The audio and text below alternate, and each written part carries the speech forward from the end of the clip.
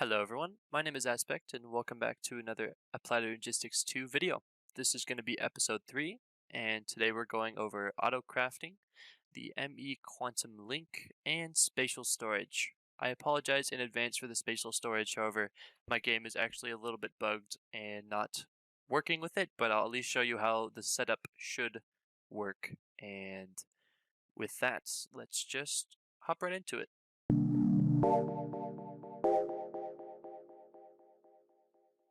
So the first thing is auto crafting, and you'll need a lot of blocks for this, and so I'll just show you the recipes now. So the first thing is the molecular assembler, which is the actual crafting table you can use with the ME system.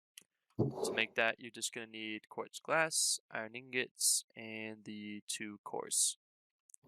The next thing is called the crafting unit, and this is made with some processors, some fluix cables, iron ingots, and this will be a material we'll use to craft this thing later. The third thing is called the interface, the ME interface, and this is made with some cores again, some glass, and some iron ingots. This thing is pretty useful.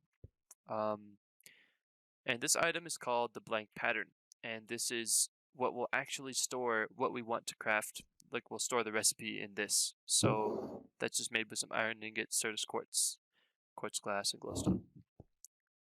The next thing is the pattern terminal, which is made with a crafting terminal and an engineering processor. I'll show you what that does in a minute here. And last but not least, the storage bus, which is made with an interface and a sticky and normal piston. With that out of the way, let's talk about this guy, who is the crafting CPU. So for auto crafting to work, you need one of these, and it essentially manages the crafting job that it's working on. So in order for your ME system to actually know that you're going to auto craft, one of these has got to be connected. So the first thing is the storage monitor or crafting monitor, which is actually not required, but it's very useful because it shows you what it's crafting. And this is made with the storage monitor and crafting unit. The second thing is required, and this is called the crafting storage. Now you can actually make the 4K, 16K, and 64K versions of this, but you just need the crafting unit and the corresponding component. And I'll talk about why you'll need bigger versions of this later. The third thing is called the co-processing unit, which is made with just an engineering processor and a crafting unit. And this is made for, essentially you'll need one of them for each extra crafting table you have.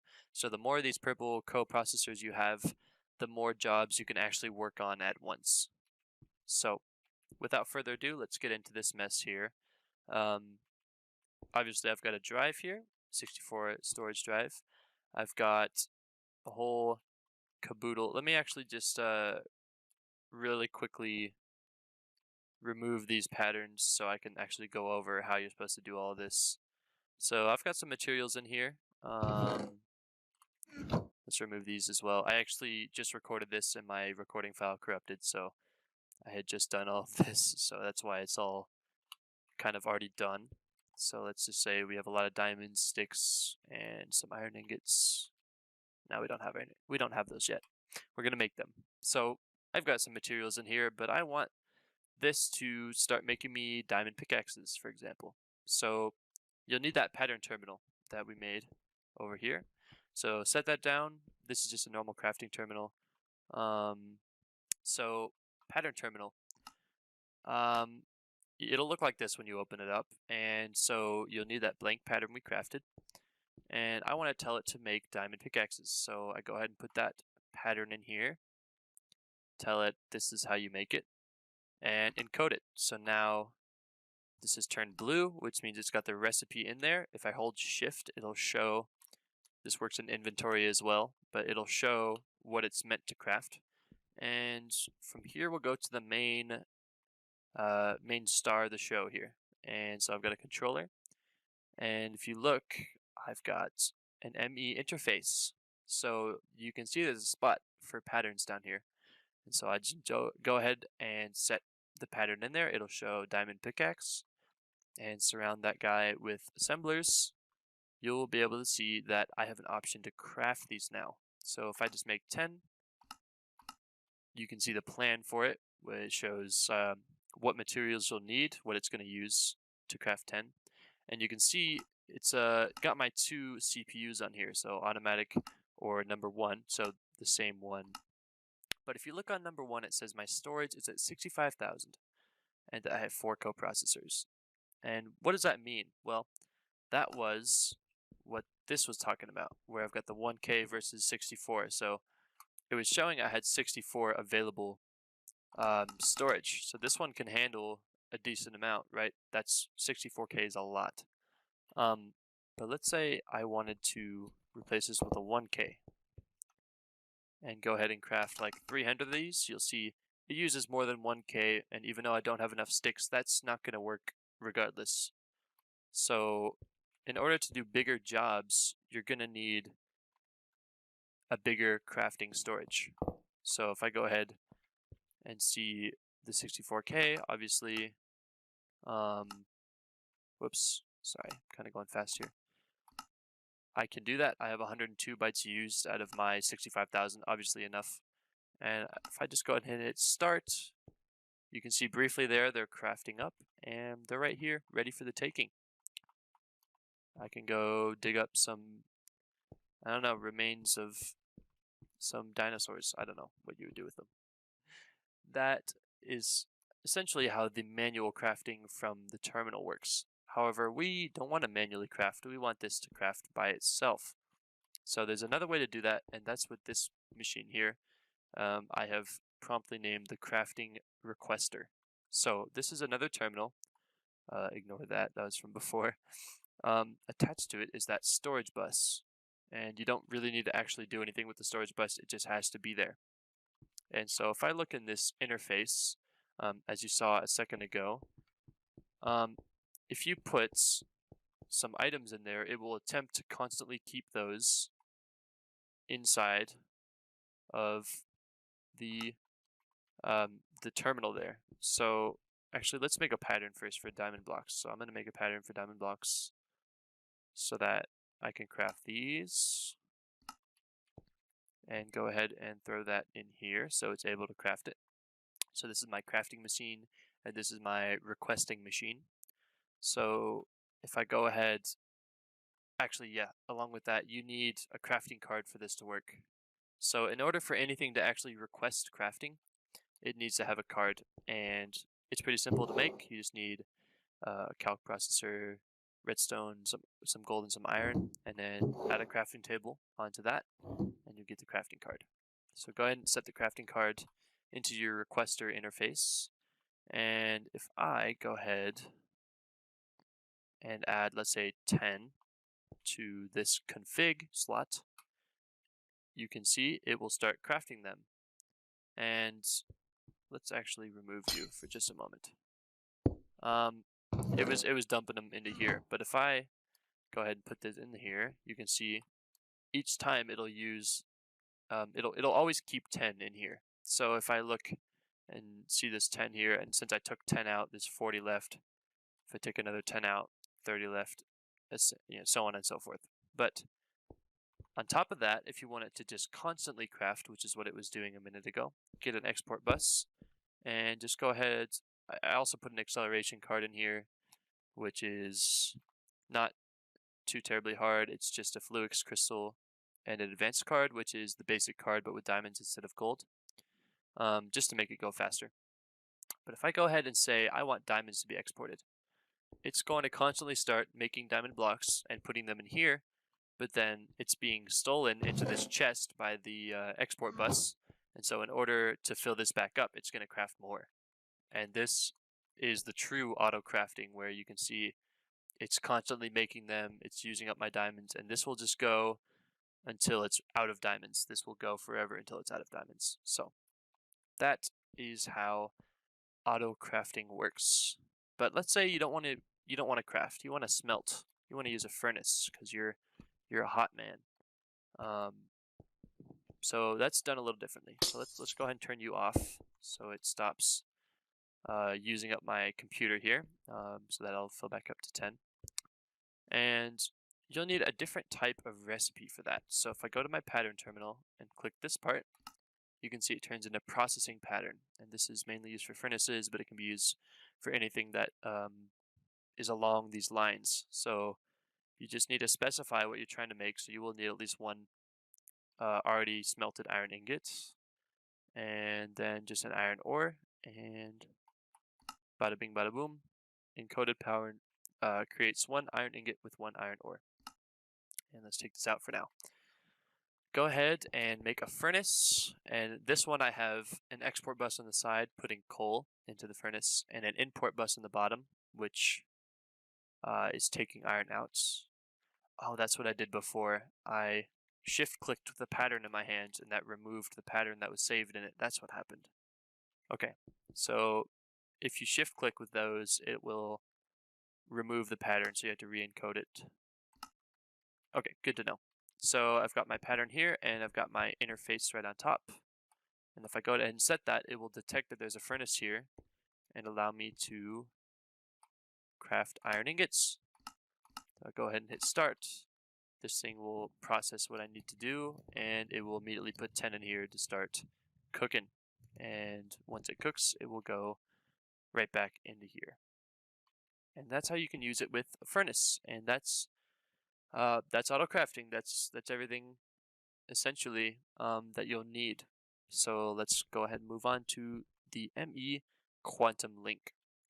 This thing is pretty fancy. It allows you to essentially link an ME system across any distance, and I think it even works across dimensions. So if you look in here, I've got items stored in here that I can take in and out, but you might notice there's not even an ME drive anywhere up here, and that's because my ME drive is actually, oh no, I set that up perfectly. Oh no, guys, Aspect is a fool. Can't do anything. Okay, I set that up perfectly so I could land on this, but I digress. We'll pretend I landed on that. How about that? So this ME drive is actually down here, and you'll notice I've got this same sort of setup down here, and what's linking these two together is called the quantum entangled singularity. So if I take this out and go to my top area, it breaks, and obviously there's one of these in each of them. See, I jumped this time. So to make the quantum entangled singularity, you'll need, firstly, a normal singularity. So to make a singularity, you can't just craft it, actually. You'll need what's called the matter condenser, and this is made with glass, fluix dust, and iron ingots. And the matter condenser has some settings in here. Normally it will look like this, which will just destroy things.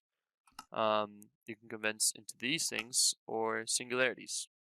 So we want singularities, and if you notice, it needs 256,000 energy, and the 64K is the only one that has enough energy. So you can see it's exactly enough. So you need a 64K component, not a drive, but a component up in this top slot. And as I start adding any items I want, it will start destroying them and adding it to the stored energy. So you basically need 256,000 items for this. So it's pretty expensive, but it wouldn't be very hard to get an export bus or a hopper to automatically just start loading this thing up from the top and get a singularity. So once you've got all your items, you've got a singularity.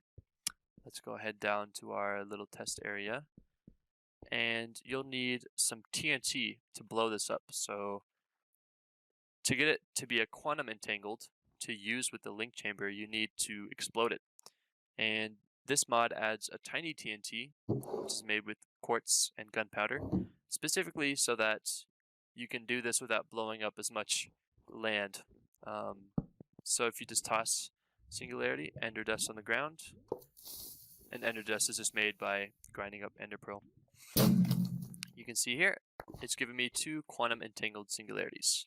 Now, I would recommend, if you're making more than one quantum ring, to name these in an anvil right when you make them, because that way you'll be able to tell later which one goes with which, because it makes them in pairs, and these two are linked together in the game's code. but they're all looking the same if you've made a bunch of them, so you won't know which one is paired with which. So if you name them together, that'll make your life much easier. But if I go ahead and put these in here, put this one up here, you can see I'm able to see all my beautiful mushrooms in my ME drive up here. And that's the essentials for the quantum link. It's pretty simple, very useful if you're in the nether and you need to access your ME system. Or one other side note is the corner parts. You can see this doesn't hook up. The corner parts of the ring can't be connected to. So if you want to power it and access your terminal and whatnot, you need to use this cross section of ring, and then you can't connect to the middle part either. So you'll need to use that sort of thing. I just realized I didn't actually show you how to make this. The center block, the link chamber, is made with fluix pearls and quartz glass, and the outer rings are pretty expensive. They're made with a dense smart cable, some iron, some logic processor, and an engineering processor. And you'll need 8 of those, so again, it's pretty expensive. Well, actually you'll need 16 because you'll need 8 more for the second ring down there. Anyway, so that's how the quantum link works. Lastly, today we're going over spatial storage. I know this looks crazy, but it'll all make sense, I promise. You'll need some blocks for this. So the first thing is the spatial I/O port, and to make that, you'll need the MEIO port, which is a way to transfer items all from one drive to another. But I have not really used this too often, and I didn't really go over it, but basically you just need to make it. So 2 ME drives, a glass cable here, and some other stuff, logic processor glass. And then you just need to get that I/O port and add an engineering processor, glass, iron ingot, glass cables. And then the last thing you'll need is these pylons here, spatial pylons. And you gotta make sure you're stocked up on fluix for this to work, because you need a crystal, dust, quartz glass, and 2 fluix glass cables. So it's quite expensive. Once you've got those, you need a special sort of drive. Because spatial storage, right, it stores blocks, not items. So you'll need a special drive for that. And there's 3 different versions of the spatial storage drives. The first one being the 2 cubed, which is fluix pearls, glowstone dust, and an engineering processor. And then you can use those 2 cubed to make the 16 cubed, and then use that to make the 128 cubed. So the third one's pretty large, so if you can see, you just add housing, storage housing to each one of these, and you can get all 3 of these bad boys. If you look, you can see the capacity, a 2 by 2 by 2 area, a 16 by 16 by 16 area, or an 128 by 128 by 128 area.